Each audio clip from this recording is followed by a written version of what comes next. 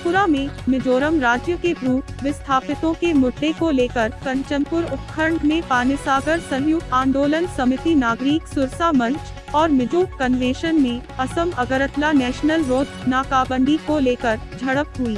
शनिवार को सुबह लगभग 10 बजे वन राज्य मंत्री मेबर कुमार जमातिया लेफ्टिनेंट विश्वजीत देववर्मा के घर गए। उनके साथ IPSC के ऊनाकोटी जिले के अध्यक्ष जॉय किशोर देववर्मा भी था। मृतक विश्वजीत देववर्मा की पत्नी मां बेटी के प्रति संवेदना व्यक्त करते हुए शोक संतप्त परिवार के प्रति संवेदना व्यक्त की। मंत्री मेबर कुमार ने राज्य सरकार से एक सरकारी नौकरी परिवार को आने वाले दिनों में जीवन यापन करने का आश्वासन दिया। यह पता चला है कि पिछले कुछ दिनों में सांसद प्रतिमा भौमिक और महाराजा प्रद्योत शोक संतप्त परिवार के प्रति अपनी संवेदना व्यक्त उनके घर गए। इसका एक हिस्सा विभिन्न गैर सरकारी संगठनों, क्लबों और सामाजिक सेवा संगठनों ने शोक संतप्त परिवार के घर जाकर उनसे संवेदना व्यक्त की।